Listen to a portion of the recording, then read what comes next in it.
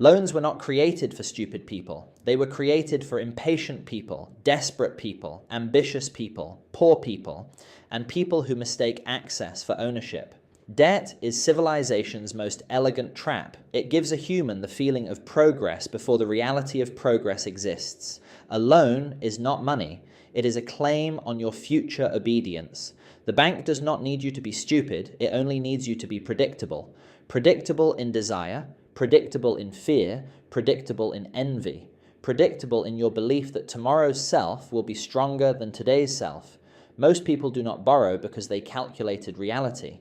They borrow because reality humiliated them. Religion warned against debt because it understood something modern economics pretends is neutral. Owing money changes the soul. A debtor does not walk through the world freely. He negotiates with life from a lower position. Capitalism did not invent human weakness, it industrialized it. The poor borrow to survive, the middle class borrow to appear successful, the rich borrow to control assets. Same instrument, different intelligence behind the hand holding it. That is the brutal distinction. Debt used for consumption is a leash. Debt used for productive ownership is a weapon. The average person uses loans to buy the symbol of the life they cannot yet afford. A car, a phone, a wedding, a vacation, a house too large for their income. They do not buy objects. They buy temporary relief from feeling behind. Status is the real interest rate. Banks understand humans better than humans understand themselves. They know people fear exclusion more than poverty.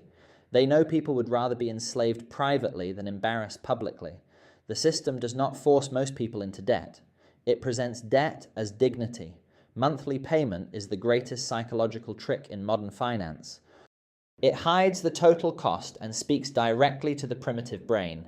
Can I survive this month? Then I can have it now. This is how society works. The future of the many is sold to fund the present comfort of the few.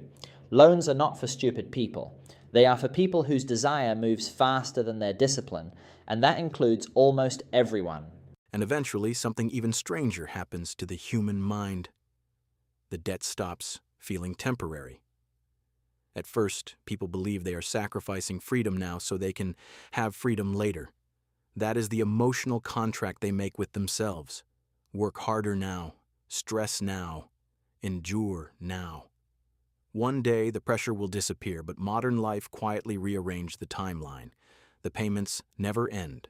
One loan becomes another.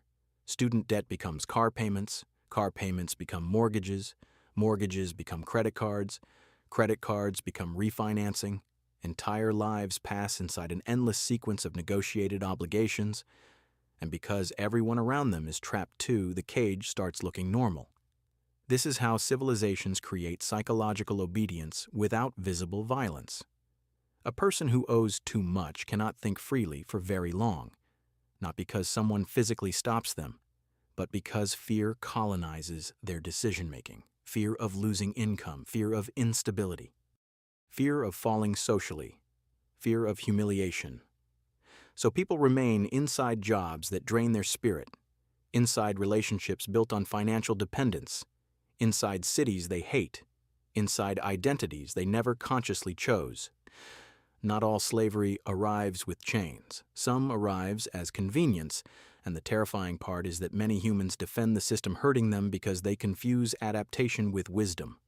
They say, this is just adulthood. But exhaustion is not maturity. Chronic anxiety is not responsibility. Emotional numbness is not stability. Humans have normalized survival patterns so deeply that they mistake psychological damage for success. Look carefully at modern ambition. So much of it is not driven by love for life. It is driven by terror. People chase money because they are afraid of becoming invisible, afraid of dependence, afraid of irrelevance, afraid of suffering the quiet disrespect society reserves for those without financial power. Money itself is rarely the final desire. What humans actually want is safety, control, dignity, the ability to rest without guilt. But the system discovered something devastating. A human who never feels secure can be motivated forever. So society manufactures artificial insufficiency. A person with a functioning body feels unattractive. A person with shelter feels poor. A person with food feels unsuccessful. A person with peace feels unproductive.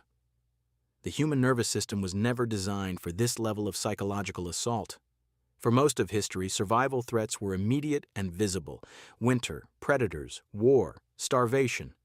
Now the threats are abstract: credit scores, performance metrics, social comparison, economic uncertainty, invisible competition against millions of strangers. The body still releases stress as if death is nearby. But there is no tiger to fight, no battlefield to escape, only notifications, deadlines, bills, expectations. So the stress never completes its cycle. This is why modern loneliness feels different from ancient loneliness. Ancient loneliness meant physical isolation. Modern loneliness happens surrounded by people. Humans now perform themselves constantly. Online, professionally, socially, romantically, financially. Everyone becomes both actor and audience at the same time. And debt deepens the performance because once someone finances an identity, they must continue protecting it. The expensive apartment cannot simply be an apartment anymore, it becomes proof. The luxury car becomes proof. The destination wedding becomes proof. Even exhaustion becomes proof. Proof that they are trying. Proof that they matter. Proof that they belong in the hierarchy. This is why some people become emotionally aggressive when confronted with simpler ways of living. Simplicity threatens entire belief systems. If peace can exist without status, then decades of sacrifice may have been unnecessary. That realization is unbearable for many humans, so they continue running, not toward happiness, toward confirmation. And this creates one of the saddest realities in modern society. Many people no longer know the difference between desire and programming. They do not ask, what kind of life feels meaningful to me? They ask, what kind of life will make me look successful enough to avoid judgment? That is not freedom. That is social survival. And yet, beneath all of this noise, something deeply human still survives, even after disappointment, even after debt, even after humiliation, even after years spent chasing illusions. Humans continue searching for meaning. That search never fully dies, because beneath ego, beneath status, beneath consumption, there remains an ancient emotional hunger no economic system has ever cured. The hunger to feel alive, not distracted, not admired, not envied, alive. And strangely, many people only begin understanding life after losing the things they thought would complete them. The promotion arrives and changes nothing internally. The expensive purchase becomes emotionally invisible within weeks. The status symbol stops producing relief. The applause fades faster each year. Eventually, the human being collides with an uncomfortable truth. External accumulation cannot solve internal absence.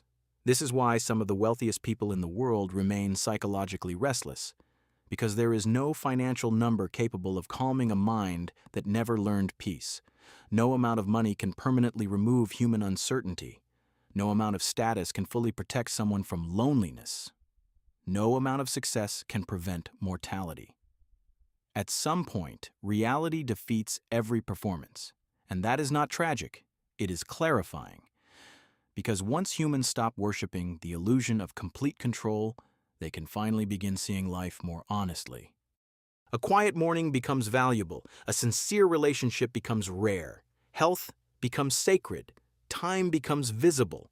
Not because these things were suddenly created, but because ambition stopped blinding the person to them. This does not mean money is meaningless. Poverty crushes human potential every day. Financial stability matters enormously. Security matters. Freedom matters. But there is a profound psychological difference between using money as a tool for life and sacrificing life to endlessly pursue money. One creates stability, the other creates spiritual starvation disguised as success. And perhaps this is the deepest thing humans must understand about debt, ambition, and modern society.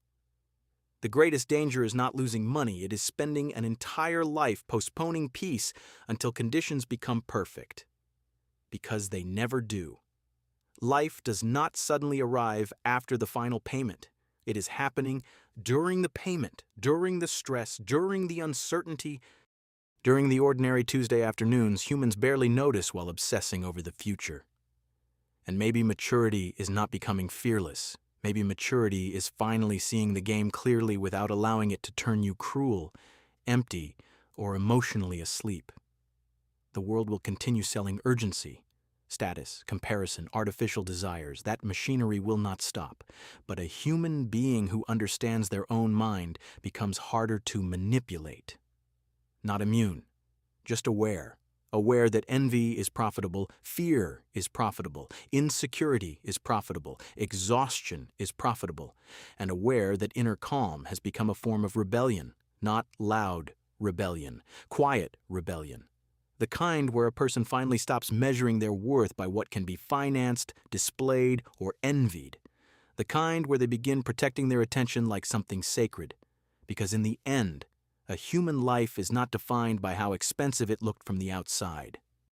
It is defined by whether the person inside it ever truly felt free. Then the real question begins. Not, how do I escape the system? That fantasy traps people too. The real question is, how do you participate in this world without allowing it to consume your mind? Because complete escape is illusion. You will still need money.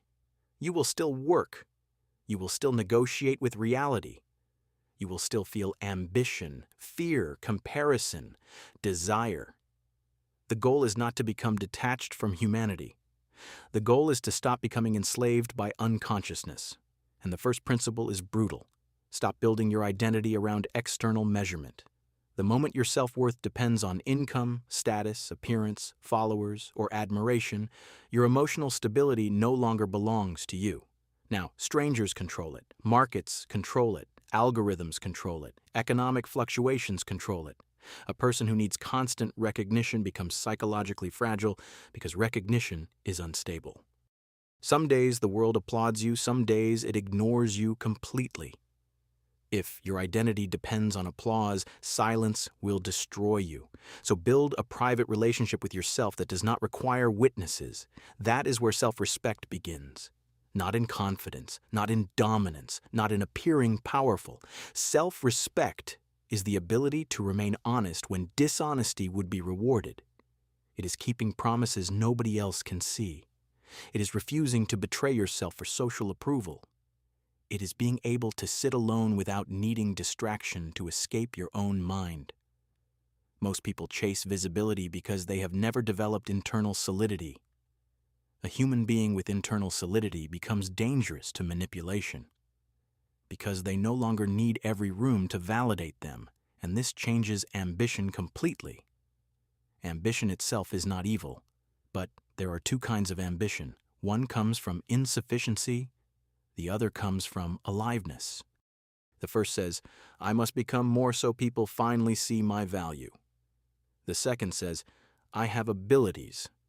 I want to fully express them before I die.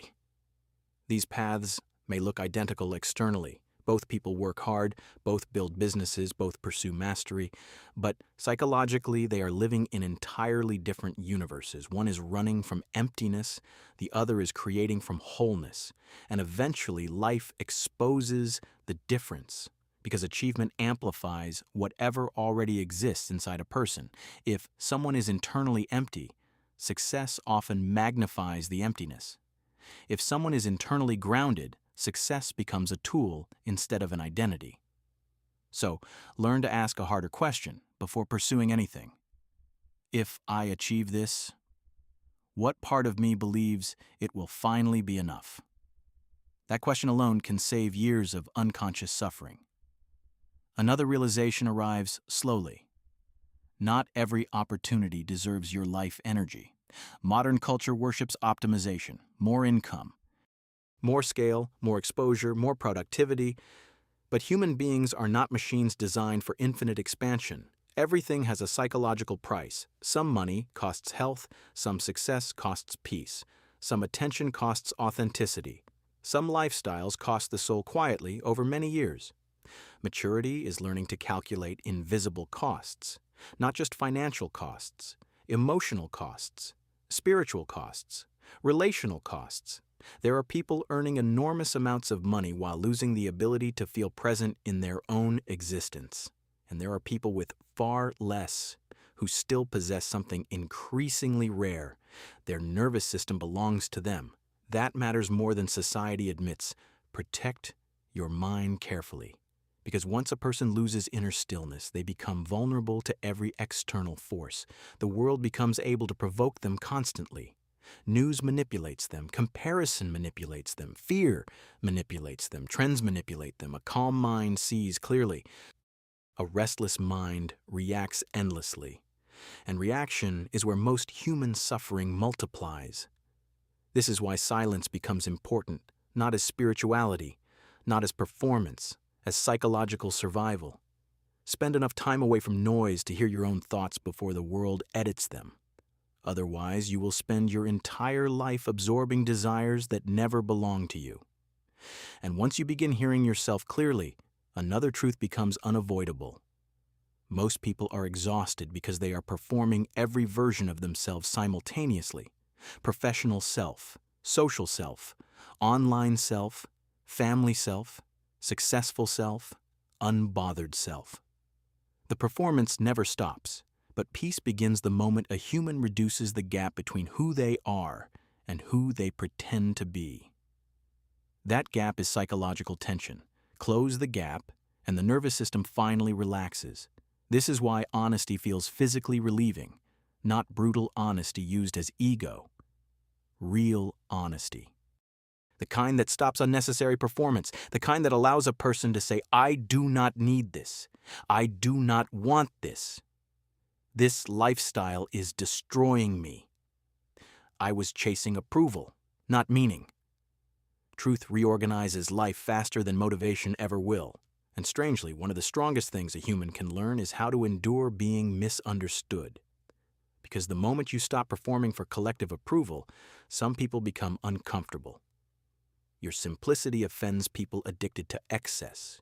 Your boundaries offend people benefiting from your lack of them. Your peace offends people whose identity depends on chaos. Let them misunderstand. Not every human will recognize the life you are trying to protect. That is fine. A meaningful life is not built through mass approval. It is built through alignment. Alignment between values and actions. Alignment between ambition and health. Alignment between external success and internal reality. Without alignment, humans eventually fracture psychologically.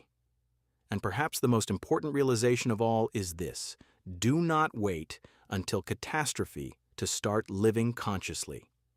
Many humans only awaken after collapse, after burnout, after divorce, after illness, after financial ruin, after emotional breakdown. Pain forces awareness onto them. But awareness does not need to arrive through destruction. A person can choose consciousness earlier. They can notice when they are becoming emotionally numb. They can notice when money becomes obsession. They can notice when achievement stops feeling meaningful.